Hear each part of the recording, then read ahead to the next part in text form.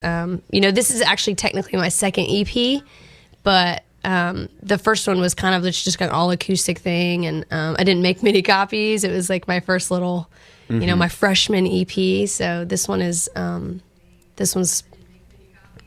awesome. It's gonna be cool.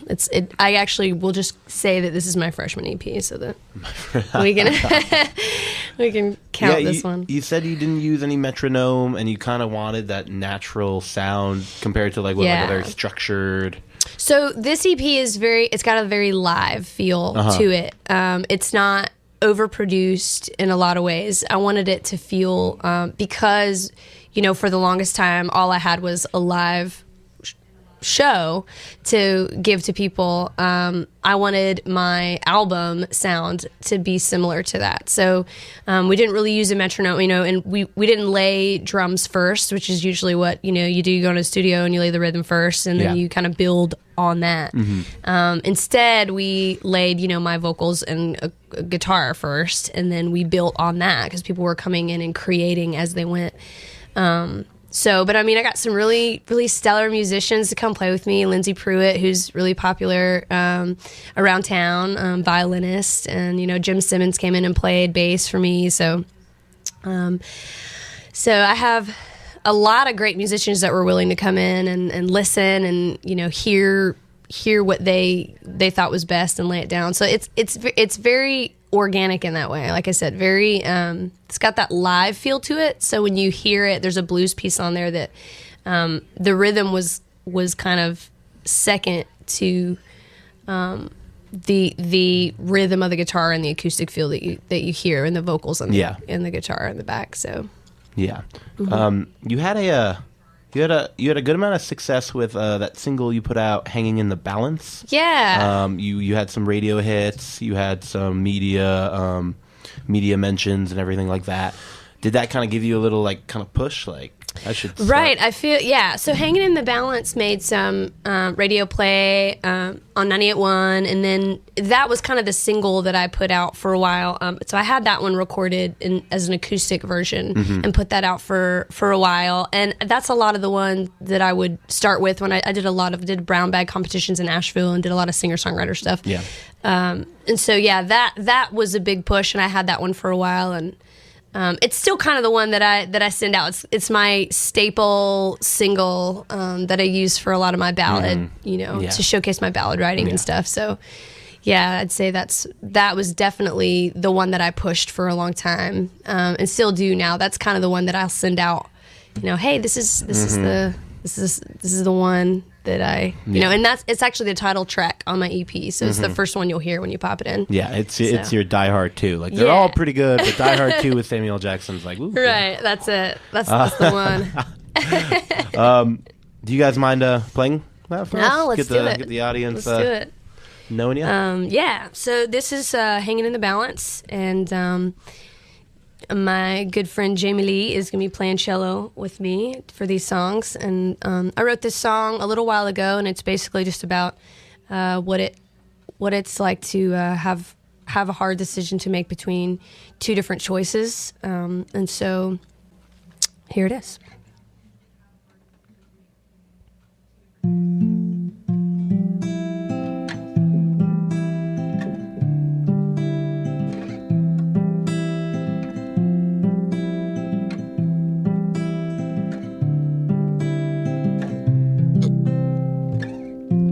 She got a letter today. It's the first one she's seen since May. She's so afraid of what it will say. Her indecision comes hastily. Does she rip it open or let it be? And does she even have the strength to read? Or does she need?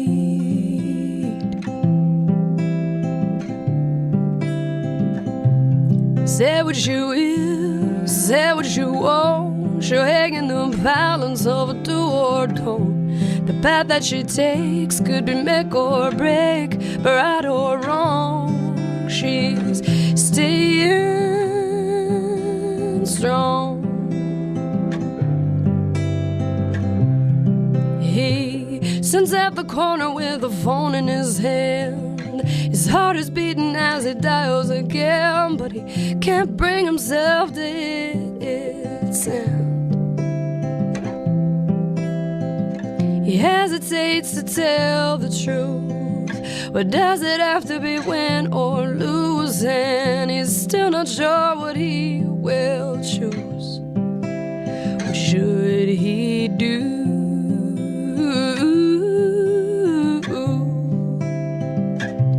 Say what you will, say what you won't. He'll hang in the balance of a do or don't.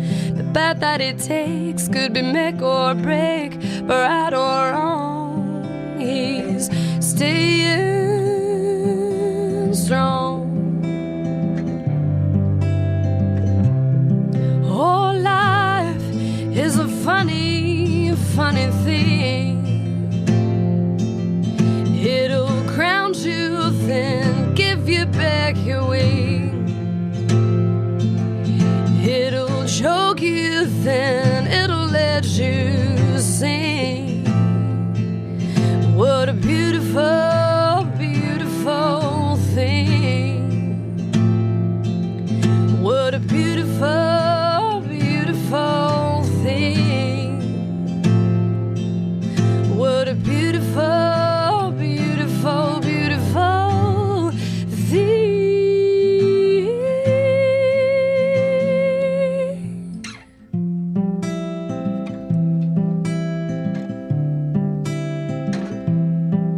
If you find yourself on a windy road and you're still uncertain of which way to go, there's something you should probably know.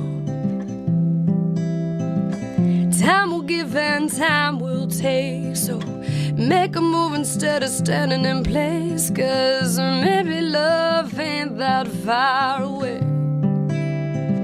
You can say what you will, say what you won't. You're hanging the balance of a do or don't.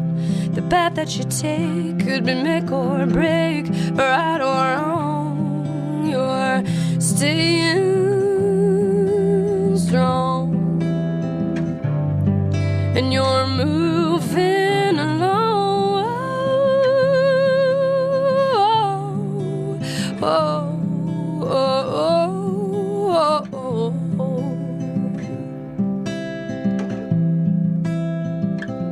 She got a letter today. It's the first one she's seen since May. She's so afraid of what it will say.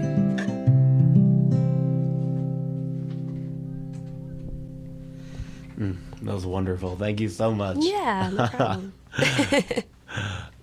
Okay, so when did Hanging in the Balance when did you write that again? Oh wow, gosh, that was probably back in 2009. Yeah, so I had just recently moved to Black Mountain. I moved to Black Mountain in about 2008, and had a lot of time on my hands because I was in this little bubble. Black Mountain's a great little town, but I moved here not knowing anybody, so it's really easy to kind of get stuck in the bubble. And so I had a lot of extra time on the porch, enjoying the mountains to kind of like reflect. Yeah, it's a beautiful little town. Oh, I love it. I'm in love with Black Mountain. Yeah. I lived there for a good 5 years, and did a lot of creating there, a lot of songwriting there. Just, enjoying the atmosphere and living in this quiet little town. It's such a little gem, and there's so many cool venues, like music venues. There's such good music in that town, and it's just kind of like an extension of the music here in Asheville, I feel like. Yeah. So it'll always be in my heart, little Black Mountain. So is Hanging in the Balance going to be part of your EP? Yeah, so Hanging in the Balance is the title track on my EP. It's the first thing you hear. And it's actually got, I have Jamie Liegh in here with me today, but it also has some violin and bass and a lot of, there's a lot of different types of songs in here. I moved from, soulful ballads to blues songs, down to like kind of rockier songs.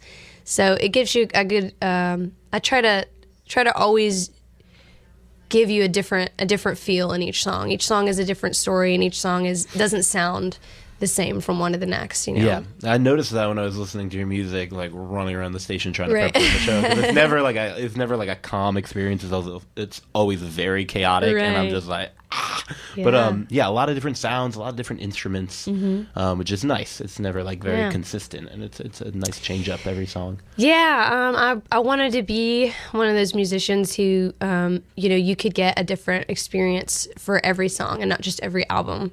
You know, sometimes you throw in a CD and you hear, it's a good album, but everything kind of you can tell everything sounds the same, or there's those artists that just sound monotonous after a while from one album to the next. So, I approach each song that I write like it's a totally different story. Like it's not only a different chapter, but it's just a different world. I love journaling and I love stories and I love to read. And so a lot of my stories a lot of my songs are just stories. Some of it, it's sprinkled with real life. Some of it is more real life than others, and so that's how I wanted my album to feel like too.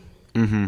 Yeah. Like some are I can tell some are about your family, some about just like your friends or your relationships, right? Of now or then, like yeah. So the kind of spans between like toxic relationships to like a nice picture of my family, like all of that's and Feels Like Home, which is another song on the album. It talks about that each verse is dedicated to a member of my family, so most of that's probably true, 100% true, versus some other stuff that I was like, oh, this would be just a fun story.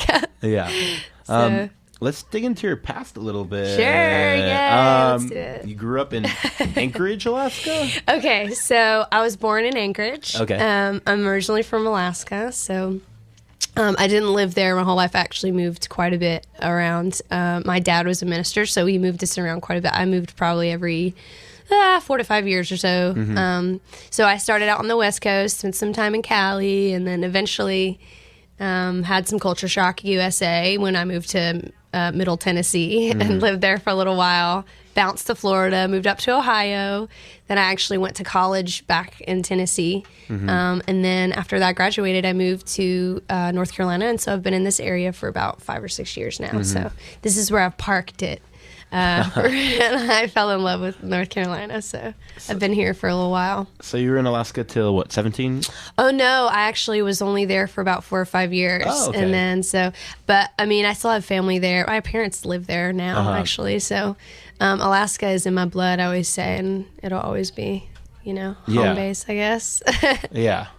I was going to say, like, why did you come to Tennessee? Yeah. You obviously didn't come here for the mountains. Because, like, I've seen pictures of Anchorage, Alaska, and I was just like, whoa. I mean, I always say that, like, this part, like, the Blue Ridge Mountains is the best you can get on the East Coast. So that's why I hang out in this area. Obviously nice. You got Florida, and you got right. You got New York. Yeah. So you have a lot of your family back in Alaska. Anywhere else? Anywhere else? Yeah. I have like my brother. I have a younger brother who lives in China. I have an older brother who just moved to Oregon. My parents live in Alaska. My dad used to bounce back and forth teaching English in Russia. So we're all very, very spread out. Cool job. Yeah. I tell everybody I'm holding up the South down here, but my sister's supposed to join me soon in North Carolina, so I'm pumped about that. But yeah, we're all spread out, which is really what inspired It Feels Like Home, because we see each other probably once a year for the holidays, so it was kind of a little ballad for them to kind of celebrate that whenever we are together we feel like home. So that got real used to moving around, and so I spent a lot of that's probably where the journaling came from, and eventually where songwriting came from. I would say my brothers are more the novelists, and I'm more of the short story writer, which is where all those songs come from. So, yeah. On the show, I always have different kind of guests. I have buskers, or I have stage performers. Yeah. A lot of ISIS performers, which you're going to be performing at. Yes. When is that, since I'm mentioning this? Yeah, totally. So my CD release show is happening on February 6th, which is the same day that my album comes out.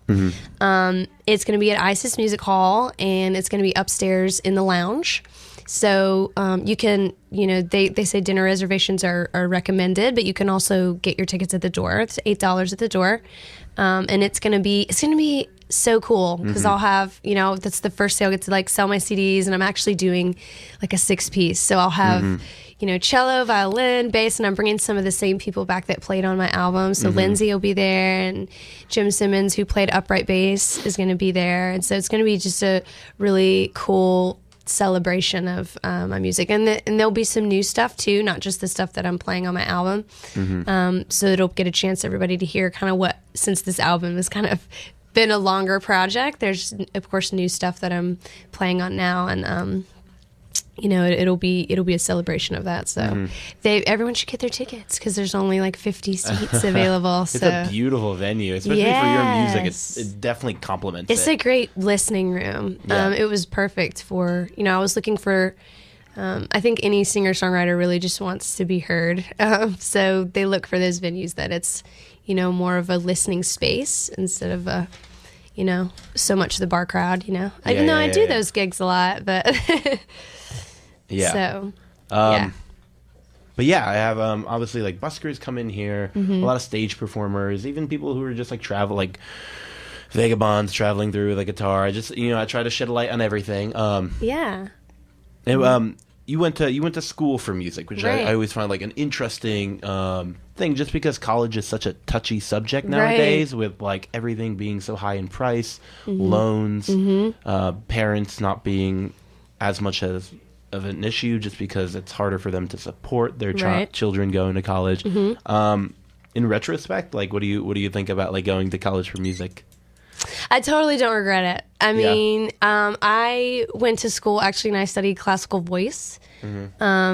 And I always maintain that, like, those that want to do drama study Shakespeare, and, those that want to do music, they study the classics, So I got so much experience out of it. And I've been singing since I could speak. So singing was never something that I went to school to learn. It was more just to kind of like hone the craft. I think I went and learned, how to manipulate my voice and how to sing different, really just, it's such a different world, like the world of classical music. And I also played flute and stuff. I played other instruments, too, while I was there, but my main instrument was voice. And so, they teach you everything when you're there. You don't just go to sing. You learn, theory and all of those fun, crazy things that people don't. Yeah, which can people be really who have never cool. done that. Yeah, it's super cool, but it's also like, oh wow, like the world of music is like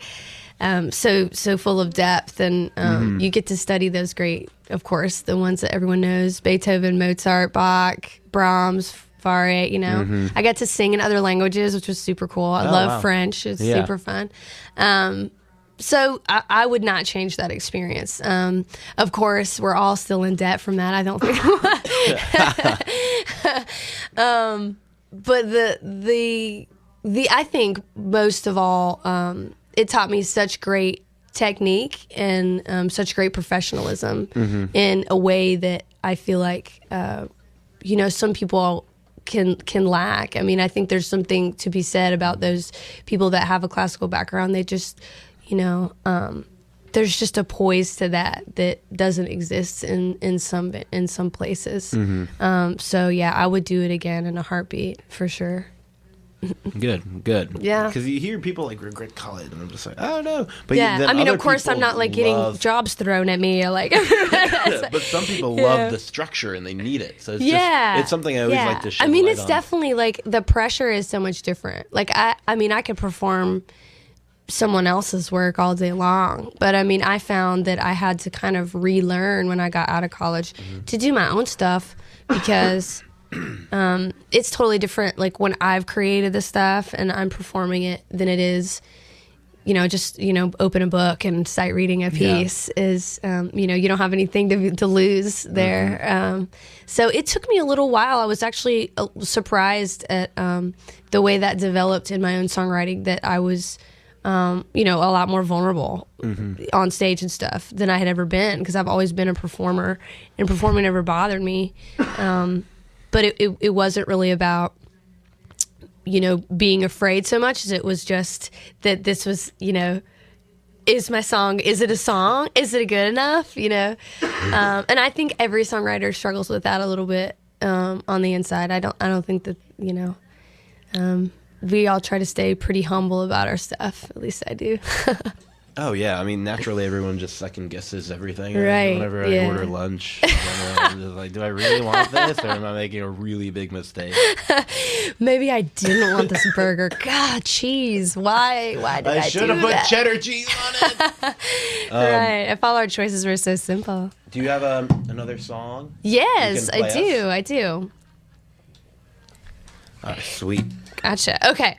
So this next song we're going to do is called Subtle Riddles. It's a little darker. It's actually supposed to be a little duet, but it is just going to be me today. It is basically the premise of this is on my album as well, this EP coming out, but basically the premise behind this is two people who have been seeing each other a while, and they both know that they're cheating on each other, but they just don't talk about it. So wonderful. Yeah, let's go to a darker place together. Here we go.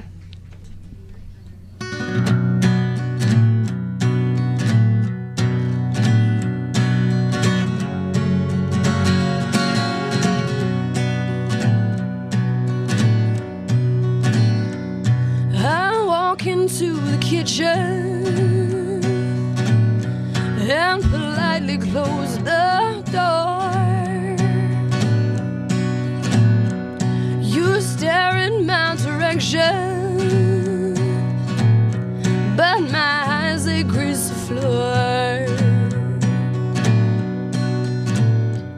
The sighs I heave are guilty. I can't even say her name. My leather boots tread heavy, and they wear a different gray.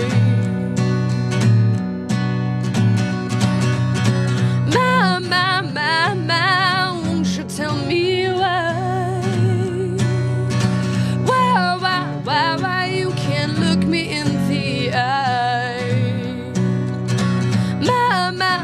My letters whisper at lies, broken hand deserted. Both of us know I speak in subtle riddles to reveal what I don't share. To a dance around the middle, so my heart can keep me there.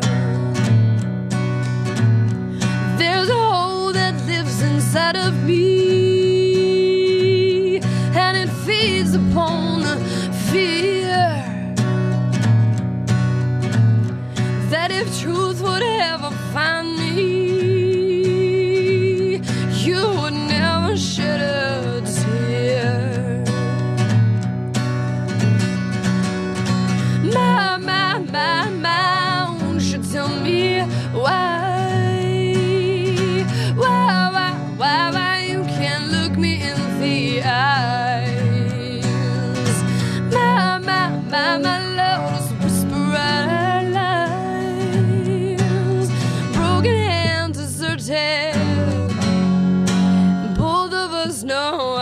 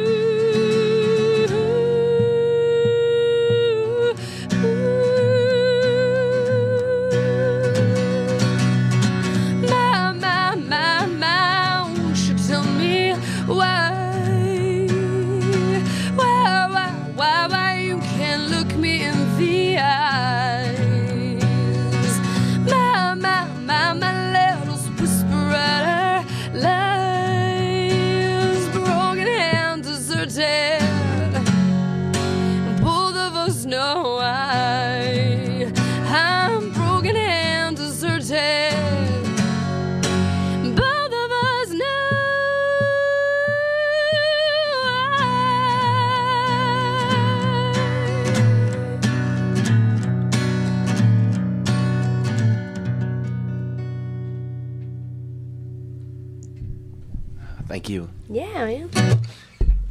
Yeah, I had like a little coughing fit. Oh no. What comes with a cold, apparently.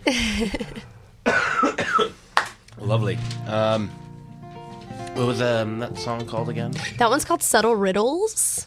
I wrote that with my good friend Dave Powell, who lives in Nashville now. And he's part of this band called the Lonely Gales. He's pretty awesome. You should check him out. Yeah, so that's one of our darker ones, but it's a good time. Mm-hmm. What's through the whole process of writing this EP? Obviously, you took you took your time. Yeah, like what was totally. What was the hardest part with it all? Ooh, probably the waiting. I think although I do appreciate the process of how organic it was, I think just it's totally. My first EP was really just me in a house in my bedroom, and a friend of mine came over, and we just, got his little mini recording equipment out, and, he mixed and mastered everything. It was all just like one person in one place. This required it was such a, opened my eyes to the world of recording and how detailed it is and how everything, it just, when you hear that song on the radio, you just have no idea the amount of work that's like gone into like all those layers and all the sound. And I think that just probably the creative process might have been the hardest part, just learning to expand. For the longest time, it was me performing music that was already made and put in front of me instead of, really thinking about how to expand my music into making it so full of layers.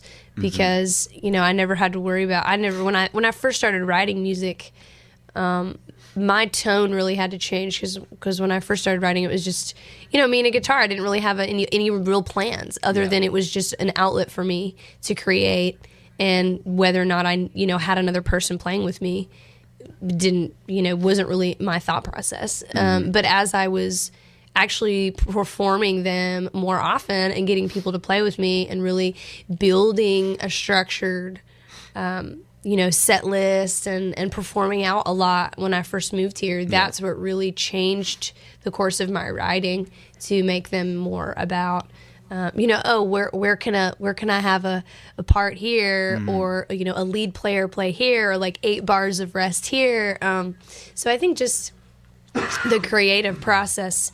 And, everything just takes, time waiting on other people. Like if it were up to me, I would be like, let's do this now. But, and the great thing about it is it's just, it can be so expensive to do an album. And this one, I was lucky that, it didn't cost me hardly anything at all. Which is the way that I did it. Yeah. So that's saying something. I mean, Lake House Studios, when they were, that was kind of their mantra, is to help out those musicians that don't really have a fund, so to speak. And so they helped out a lot of musicians doing that. And so I think that's also, that was kind of the sacrifice I made too. It's like it took, those that have that set up can get it done a little quicker. I took a little longer because...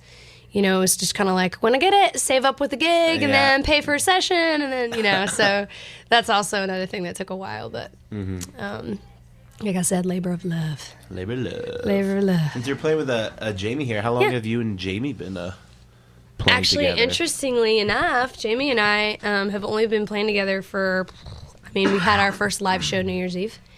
So, The Wonders of Craigslist. It's awesome. Oh, yeah. Really? Yeah. Wow. Yeah. It's pretty cool. I've wanted a cello player for a really long time. And, of course, I had the lovely and talented Christoph, who is part of the Wilhelm Brothers now. He came in the studio and laid the cello tracks. And so when it came to live performance, I was like, he's already part of another band. So I couldn't steal him all the time. Yeah. And so I was like, it's time for me to find some strings. So... called on the old Craigslist and, waded through a lot of people, and I found Jamie Liegh. And so it was actually, I'm really happy and glad that I could find her. She's a gem. So thanks. You're welcome. A little bit of a long road getting together. Yeah, she's just living in Las Vegas. Yeah. So she's from far, far away in the West Coast. But yeah, so now it's awesome. I've had to start from the ground up. I used to, I was flexible for a while in that I would do solo shows and, in lobbies and in hotel lobbies, and I could totally do the solo thing. Mm-hmm. And then I could stretch if I needed to and just call on my buddies and do a 5-piece if I needed to. And so now this direction, since my album's come out, I'm trying to focus it more on like a solid set of players where I'm doing, always me and a guitar, always cello. My good friend Nick Peterson plays drums for me, and it's a broken down set, so it's like djembe and shakers, and maybe sometimes he'll bust out a hi-hat or a kick drum, but very broken down. And so I'm doing the trio thing and adding lead where I can, so I can get more of a solid group that's playing out and get that. Get away from solo if I need to, but it's always nice to be flexible. I can switch to solo, or I can, if I need to. Mm-hmm. Nice to have that flexibility. Is it like living together? Like you just kind of get lonely? Like I need to live with roommates just for the fact of having people around and like creating something. Yeah, but I mean, and it's also the dynamic of like when I create stuff too. It's like, all right, let's add some more sound to this. This is what it. To have that, layers is always, you always, to expand your sound is always exciting. Yeah. More depth. Yeah, exactly. So I'm really excited because anybody that's talked to me for the past, since creating this album, since I found my dad plays cello, he's a professional cellist, and so I think the cello sounds have always been like near and dear to me. It's always, reminded me of growing up hearing music, classical music in my house. And so I think I've always just had in the back of my mind that I wanted cello on my music. And so when I actually heard it in the studio on this album and added to my stuff, I from then on I was sold. And I was like, okay, when I start going out and gigging and really doing this, like trying to expand my band, the first player that I want to find is a solid cello player. And so I found one. Yeah, and Craigslist. now it's like, Craigslist, what's up? As long as you know how to filter it correctly. Thanks for not being sketchy. Yeah, I know. No problem. I'm sure we had to we talked for a while so that we could like get through the is this person sketchy sort of thing. Lost some emails in space. Yeah, exactly. We got through all that. So, I'm glad to say that's that's been worked through. Over and done. And that's worked through. Yeah. So it's the only way up is the only way to go is up now. So now we just can I can advertise as a duo or a trio or whatever, and we can start really going hard or going home. Yeah. Woo! Do that. Another one? Yeah. Let's do it. Yeah. So I always joke that I want this song to like be on The Deadliest Catch or something. But this is this is also on my EP. This is called A Fisherman's Life, and I was inspired just one day. My dad was a fisherman when he lived in Alaska, and so I grew up around a lot of nautical stuff. Nets and stuff from the boat. And so I was in my house one day and I thought, gosh, I'm feeling nautical. And so I sat down and I wrote a little ballad about what it might be like to be with one of those fishermen. So without further ado, this is called A Fisherman's Life.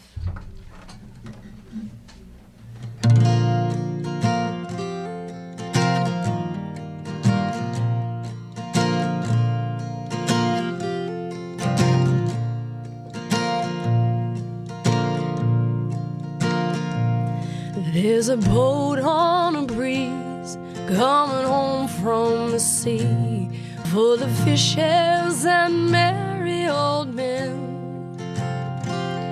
They've been gone for a while and they're all full of smiles, 'cause they know just how lucky they've been.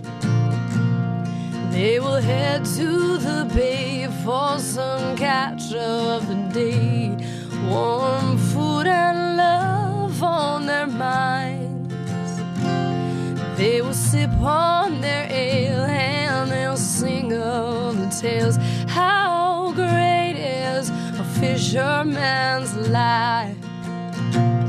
And the ladies will cry by their sailor's bedside, 'cause the ocean is their only friend. And the sailors will savor their whiskey tonight, 'cause by morning they'll be seabound again.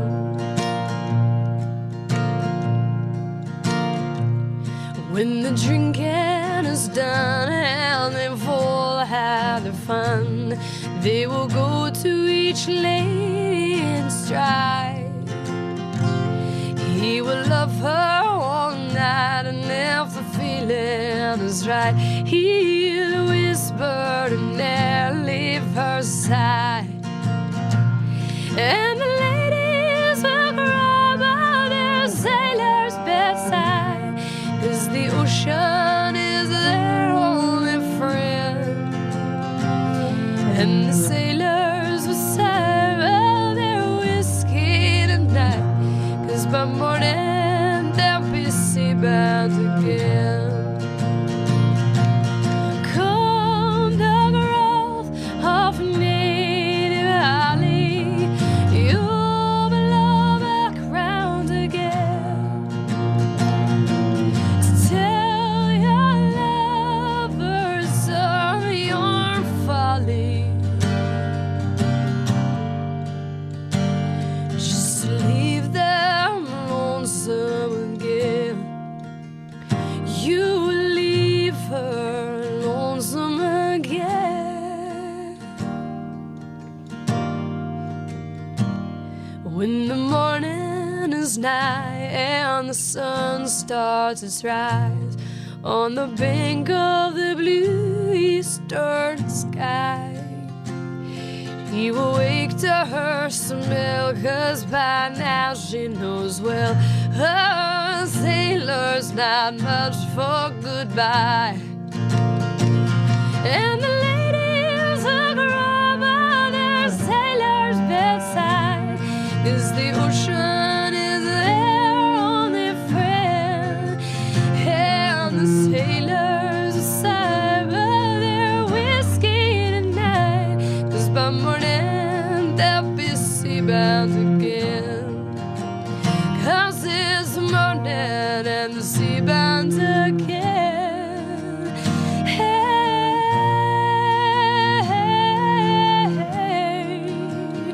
oh.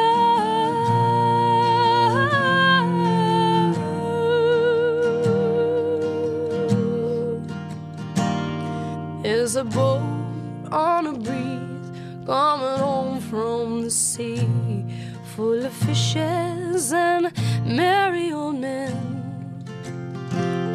They've been gone for a while and they're all full of smiles, 'cause they know just how lucky they've been.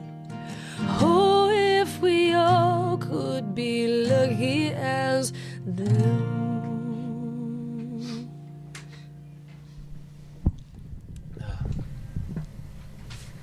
And that was Fisherman's Life. Fisherman's Life. I'm sure. Yeah. I mean, we could try to contact Diddley's Catch. How fun would that be? If they huh? had like a touchy episode, and I at the know, end there was right? like maybe some kind of like Heartfelt, like yeah, some guy got saved from going over. yeah. Yeah, totally. My brother's all about it. He's like, you should do it. I'm gonna give you all my Alaska contacts right now. I give you all my Ala- Alaska contacts. I know some fishermen who would love to hear that. I actually I'm like, well, know tell a guy him to who buy was my on the album. Diddley's Catch. Nuh-uh. Uh-huh. Look There at we go. connections. Boom. Boom. He was on one of the boats on the show. Dude. His name's Pete Fish. Well, would he listen to? Maybe he's who's inspired my song right now. I get it. Y'all, that's what it's like to date Alaska fisherman. Just in case y'all didn't know. Right there. That's right. That is that like that's non-committal lovely guy. stuff. Yeah. Well, I kind of want to date an Alaskan fisherman now. Yeah. You know, it'll just be like seasonal. You know, it's like a fling. The deadliest catch fling thing. Okay, so you obviously I've seen you booked some places with Black Mountain and stuff. Like, Yeah, so totally. Mm-hmm. They obviously support you. Totally. What's your kind of like favorite surrounding to play in? Ooh, You say you play in like lobbies sometimes or cafes. yeah, so or I've on played. I've had some stages. really interesting. I had a job for a couple years where I was just an activity assistant at a nursing home, and I used to just stroll the halls and play for them, Oh, wow. which was super cool. Yeah. That's where I got a lot of the some of the covers I play now, like Johnny Cash, and I do like some old school stuff that I learned from them. So thank you to all of you. But. My favorite room is the listening room. I used to, when I first started, I used to do coffee shops a lot. And, hotel lounges are great because people are just there, to chill or look at art or whatever. Yeah. So probably my favorite venue is a listening room. But I've done everything from, like I said, nursing homes to dive bars, to festivals.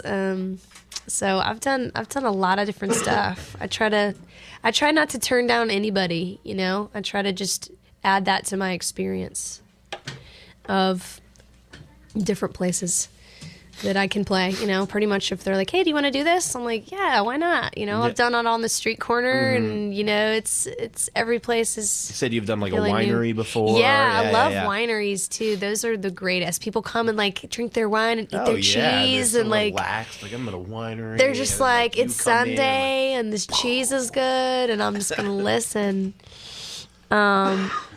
Okay, so yeah, I love it.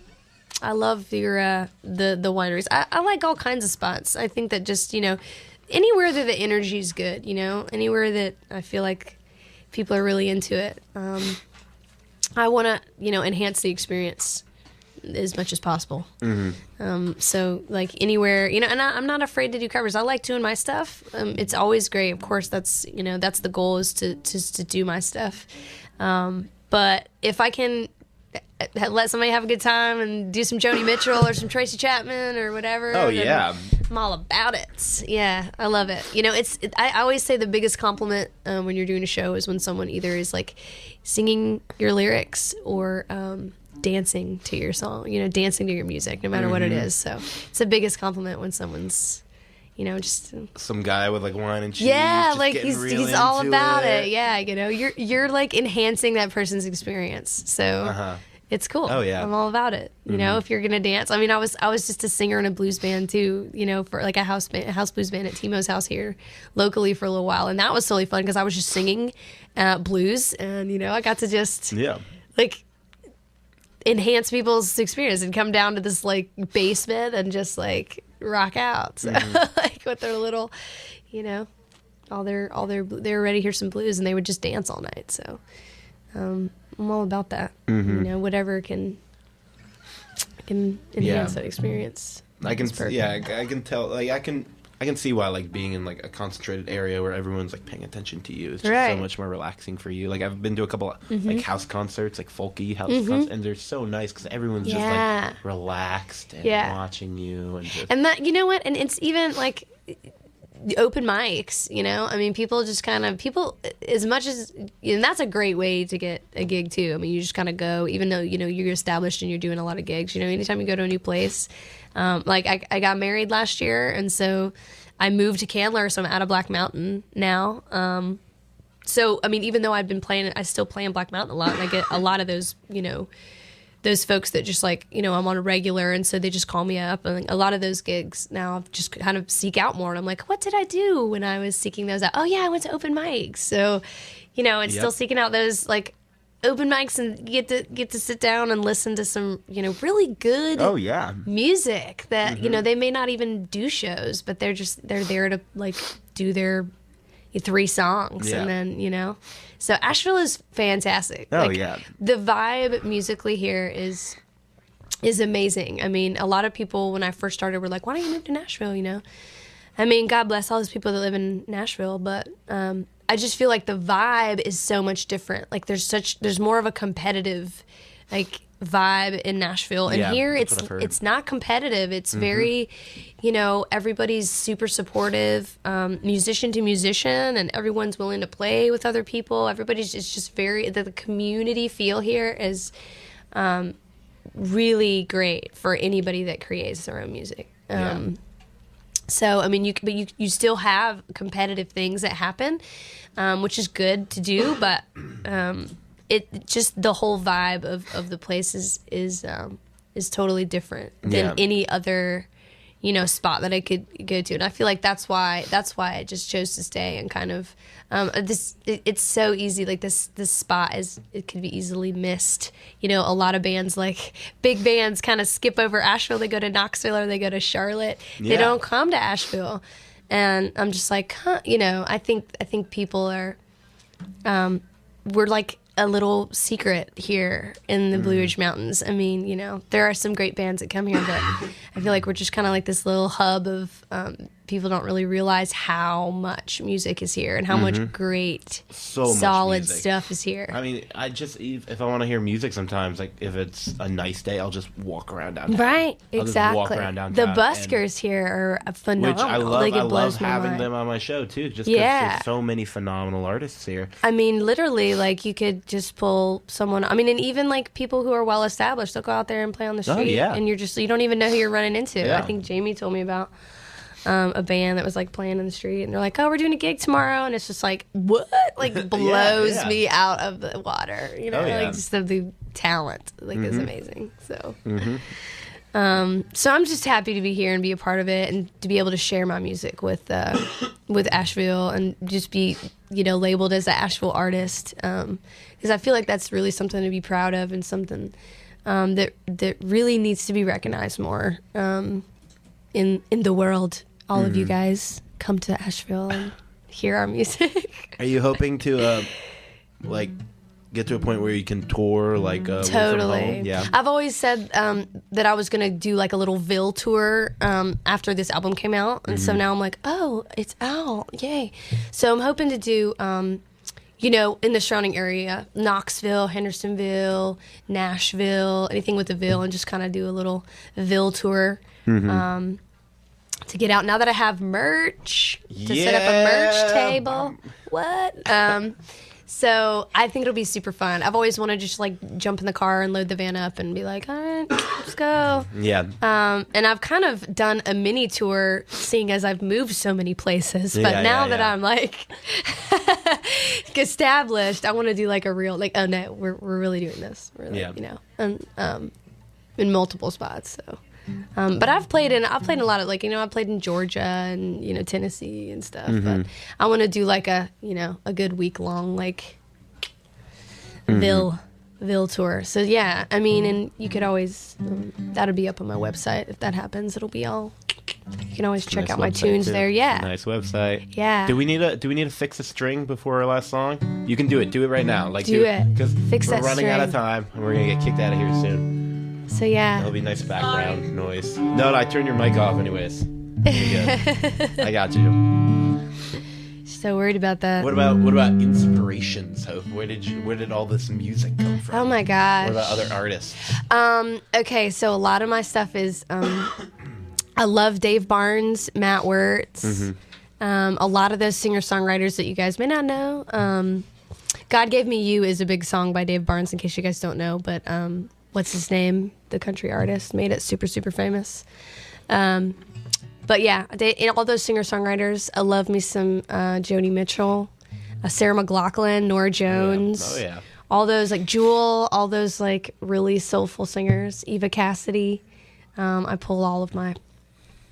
I stretch my legs, listen to those guys. Love me some Harry Connick Jr.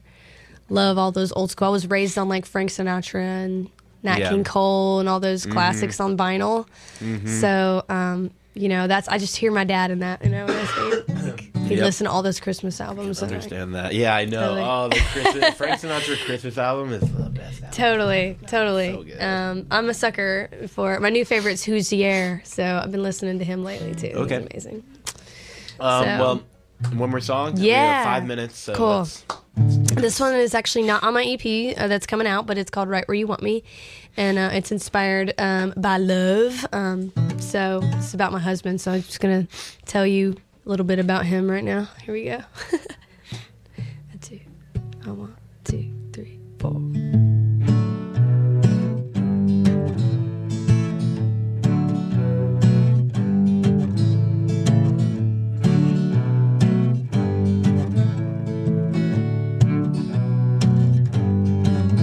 You're a cold cup of coffee, burnt bagel on my plate. You're a hamburger dinner 2 hours too late. You always run out of gas when you've been on empty. You go out of your way just to tell me you disagree. Oh, but you've got me, baby. You got me right where you want me, yeah. And what you give me, baby, no other man can give me. You're exactly what I need. Exactly what I need. You've started 4 projects that you swear you complete. You've got 25 books on the shelf you will never read. You forget your wallet on the way to the movies. And you lock all your doors with the keys laying in the sea. Oh, but you've got me, baby. You've got me right where you want me, yeah. And when you give me, baby, no other man can give me. You're exactly what I need. Exactly what I need. Other boys, they'll bring their money and they'll give it a try. And all it takes is one look from you and it gets me every time. Oh, yeah.